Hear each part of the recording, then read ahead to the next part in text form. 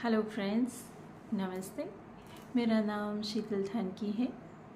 मैं एक spiritual healer एवं ऑकल्टिस्ट हूँ गाइस। आज की इस वीडियो में मैं आप सभी के साथ शेयर करने जा रही हूँ कुछ ऐसी गूढ़ रहस्यमयी बातें जिन्हें आप सभी ने हो सकता है कि पहले कहीं ना कहीं सुना तो होगा, लेकिन इन बातों से, इन साधनाओं से, इन गहन रहस्यमयी साधना से किस तरह से आपको जुड़ना होता है, इनके बारे में हम कुछ बात करेंगे। तो मैं यहाँ पर बात कर रही हूँ हमारे सनातन धर्म की 10 महाविद्याओं के बारे में। 10 महाविद्याओं के तहत तीसरे नंबर पर आने वाली माँ भगवती स्वयं श्री महात्रिपुर सुंदरी की साधना यानी कि अद्वैत श्री विद्या के बारे में हम कुछ बातें करेंगे गाइस। तो अद्वैत श्री विद्या के बारे में एक तो ये बोला जाता है कि ये साधना यदि कोई भी साधक कर लेता है तो वो इस अर्थ पर रहते हुए बहुत सारे भोग तो भोगता ही है, साथ ही साथ उनका मोक्ष भी तय ही है, ये समझ लीजिए। तो भोग और मोक्ष दोनों को प्रदान करने वाली ऐसी माँ महात्रिपुर सुंदरी को प्रणाम करते हुए श्री मात्रे नमः। और साथ ही साथ भगवान भोलेनाथ महादेव और अपने गुरुदेव श्री अवधूत बाबा के चरणारविंद में कोटि कोटि प्रणाम करते हुए श्री विद्या की कुछ बातें मैं आप सभी के साथ यदि शेयर करूं कि किस तरह से सिखाई जाती है और क्या क्या सिखाया जाता है, कितने लेवल्स में सिखाया जाता है, ये सारी बातें मैं आप सभी के सामने रख रही हूँ।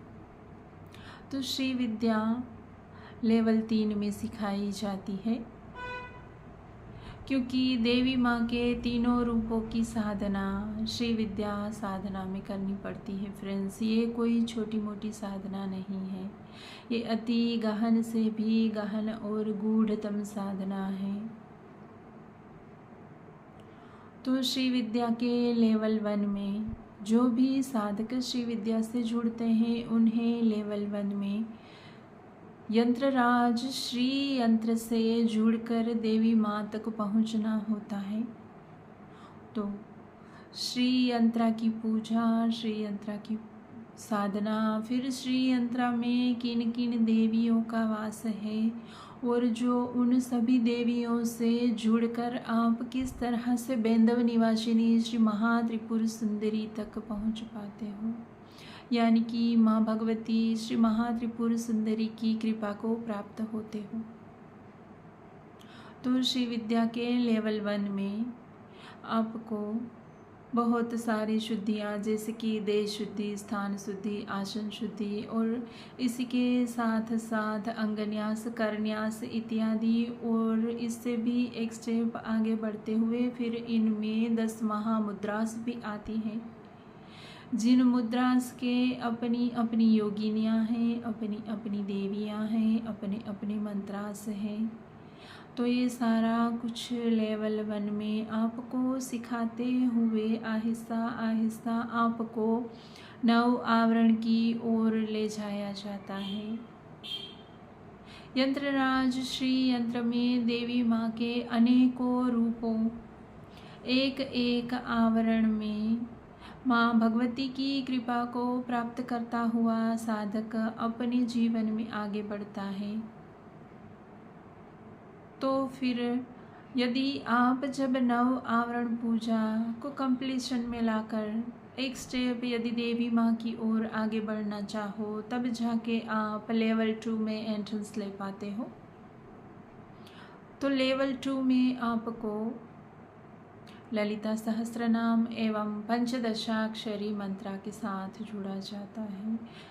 गाइस, यदि मैं पंचदशाक्षरी मंत्रा की बात करूं, हालांकि हमारी ऐसी कोई योग्यता ही नहीं है कि पंचदशाक्षरी मंत्रा के बारे में हम कुछ भी बोल सके या कह सके, लेकिन स्वयं भगवान श्री भोलेनाथ महादेव यानी शिव जी ने कहा है माँ पार्वती से बात करते हुए कि राज्यम देहि शिरो देहि न देहि पंचदशाक्षरी, यानी कि स्वयं भगवान शिव ने माँ पार्वती से कहा है कि जरूरत पड़े तो राज्य दे देना, अपना सिर भी दे देना, लेकिन पंचदशाक्षरी मंत्र किसी को नहीं देना। क्योंकि जो भी साधक पंचदशाक्षरी मंत्र, मैं बहुत ही भावुक हो रही हूँ, क्षमा याचती हूँ, जो भी साधक पंचदशाक्षरी मंत्र तक पहुँचता है वो अवश्य ही देवी माँ की कृपा को प्राप्त होता ही होता है। देवी माँ की कृपा के बिना पंचदशाक्षरी मंत्र प्राप्त होता ही नहीं है।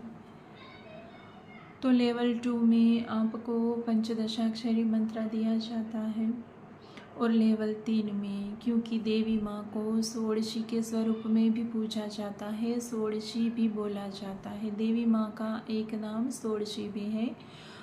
तो लेवल 3 में आपको षोडाक्षरी मंत्र से षोडेश्वरी की पूजा साधना किस तरह से करनी है, देवी माँ के बाला रूप की साधना, यानी कि लेवल 1 में जो हम साधना करते हैं बाला त्रिपुर सुंदरी की साधना, वो मदुराई के मीनाक्षी अम्मन की साथ जुड़ी हुई बातों से आप माँ भगवती की साधना लेवल 1 में करते हो। फिर लेवल 2 में कांची कामेश्वरी, हमारे भारतवर्ष के कांचीपुरम जो कि तमिलनाडु में सिटी पड़ता है, कांचीपुरम में माँ कांची कामेश्वरी कामाक्षी का मंदिर है। वहाँ युगों युगों से माँ भगवती की युवती रूप में, कौमारी रूप में साधना आराधना होती आ रही है। और इसके बाद षोडशी स्वरूप की साधना माँ त्रिपुरेश्वरी की त्रिपुरा सिटी में श्री महात्रिपुर सुंदरी का मंदिर पड़ रहा है, वहाँ से भगवती की साधना आराधना युगों युगों से इस भारतवर्ष के और जो भी साधक इस दुनिया में रहने वाले देवी माँ से जुड़ना चाहता है या तो फिर देवी माँ की कृपा को प्राप्त करते हुए अपने जीवन में आगे बढ़ना चाहे, तो फिर वो षोडाक्षरी मंत्र के साथ भी जुड़कर अपनी इस यात्रा में आगे बढ़ पाता है फ्रेंड्स। तो इस तरह से अद्वैत श्री विद्या की 3 लेवल में एक छोटी सी यात्रा से आप शुरू करते हुए आप अपना खुद का ट्रांसफॉर्मेशन देख पाते हो कि जब आपने लेवल 1 शुरू किया था तब आप क्या थे। हालांकि जैसे आपका लेवल 1 कंप्लीट भी नहीं होता उससे पहले ही आपसे इस दुनिया की बहुत सारी सोल्स जुड़ने लगती है कि जिस तरह से आपने कैसे देवी माँ की कृपा को प्राप्त किया उसी तरह से हमें भी देवी माँ की कृपा को प्राप्त करना है। तो इस तरह से देवी माँ की कृपा हर एक साधक के लिए, जो साधक देवी माँ से जुड़कर आगे बढ़ चुका होता है, तो फिर उन्हीं के साथ देवी माँ अपने दूसरे नए साधकों को आगे बढ़ाती है। इस तरह से देवी माँ की कृपा को प्राप्त करते हुए साधक अपने जीवन में अद्वैत श्री विद्या के साथ जुड़कर इस अर्थ पर यश, ऐश्वर्य, सुख, संपन्नता, सभी भोगों को, विलास को भोगता हुआ फिर मोक्ष को भी प्राप्त होता ही होता है फ्रेंड्स। तो ये थी मेरी कुछ छोटी सी इन्फॉर्मेशन अद्वैत श्री विद्या के ऊपर। आप सभी ने मुझे इतना ध्यान से शांति से सुना, इसके लिए बहुत बहुत धन्यवाद। Thank you. श्री मात्रे नमः।